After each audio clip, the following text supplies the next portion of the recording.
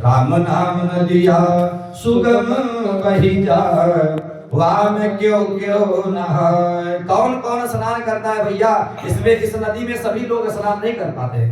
कहा कौन कौन स्नान कर रहा है इस नदी में? ब्रह्मा नहाए या में विष्णु नहाए, ब्रह्मा नहाए या में विष्णु नहाए, शंकर नहाए अपन डमरू बजाए, या में क्यों क्यों नहाए। राम नाम नदिया सुगम बही जाए, या में क्यों क्यों नहाए, या में क्यों क्यों नहाए, या में क्यों क्यों नहाए। इधर तो राम राम जप रहा है भगत है बेचारा ना, इसको पता है गुरु जी ने कहा था कि तुम भगवान को बुलाओगे, भगवान आएंगे और भगवान भोजन को खाएंगे। अच्छा तब तो बुला रहा है, सीताराम आइए राजा राम आइए, मेरे भोजन का भोग लगाइए, हो मेरे भोजन का भोग लगाइए। भगवान से प्रार्थना कर रहा है। भगवान ने सुना जो है कि आर्द्र भाव से बुला रहा है, इसकी निष्ठा सच्ची है, तो भगवान तुरंत चलने के लिए तैयार हो गए। नीलांबुज श्यामल कोमलांगम, जब ही तैयार हुए तो भगवती महात्मा सीता ने कहा कि हम चलेंगे। तो कहा सीता समारो पितवाम भागम, हाथ में उठाया पांडु महासायक चारु चापम, हाथ में धनुष उठाया और आकर के कहां पहुंच गए? भगत के सामने। और भगत प्रार्थना कर रहा है, सीताराम आइए राजा राम आइए, मेरे भोजन का भोग लगाइए, हो मेरे भोजन का भोग लगाइए। भगवान ने जो ही कहा, भगत आंख खोल, मैं आ गया।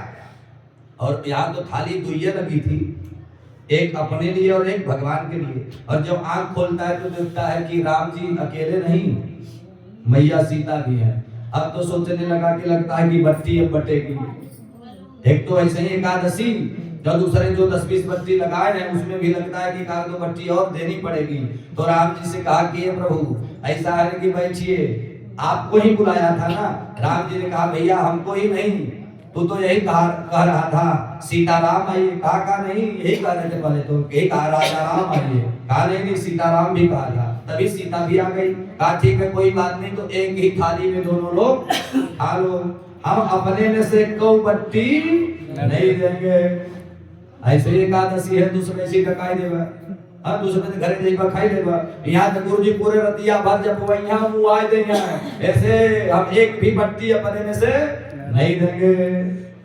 राम जी खाए बेचारे, भगत का भाव देख करके बेचारा है कुछ भी, लेकिन भगत नंबर 1 का है, भक्ति इसकी बड़ी अच्छी है।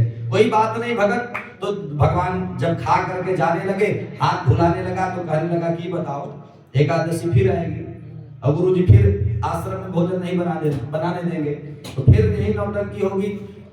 आपकी बात में एकादशी को बुलाएंगे तो दुइया लोग आओगे ना। राम जी कहने लगे हाँ भैया, इस 2 के अलावा तीसरा कोई नहीं आएगा। फिर कालांतर में एकादशी आई, गया आश्रम में गया था, गुरु जी से कहने लगा गुरु जी आप कहते कि भगवान आते नहीं खाते नहीं, और भगवान आए मेहरारू के साथ और हमार बट्टी चोखा सब खाए के चले गए। गुरु जी को लगा कि ससुर खात अपने है लगावत भगवान।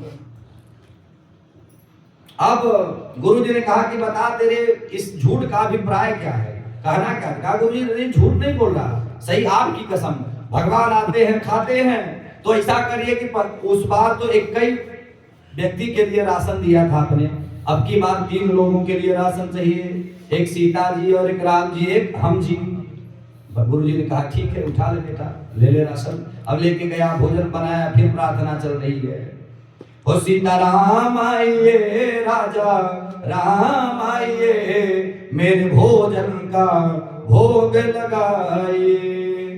राम जी नहीं आए, 2-4 बार ऐसे रटा, तो फिर देखा, आंख खोल के देखा कि राम जी नहीं आए, सीता जी नहीं आए। तो अब की बार आंख बंद करके कहने लगा धूप दीप न अर्घ आचमनी, यहाँ नहीं मेहमानी। गुरु जी तो मंदिरिया में घंटी बजावत रहे, धूप दिखावत रहे, दिया दिखावत रहे, तब वो तो दूल्हा रात रहे नहीं आवत रहे खाए। यहाँ धूप दीप न अर्घ आचमनी, यहाँ नहीं मेहमानी। यहाँ कोनो मेहमानी तुहार न कर, न धूप दिखाई, न दिया दिखाई, न घंटी बजाई। आवत हो खाए को खा, नहीं तो हम खाते ही। जब ही भगवान ने सुना कि ससुर खा जाएगा तो भगवान ने कहा सीता मैया से चलो, इधर इसकी प्रार्थना चल रही है, सीता राम आइए, राजा राम आइए, मेरे भोजन का भोग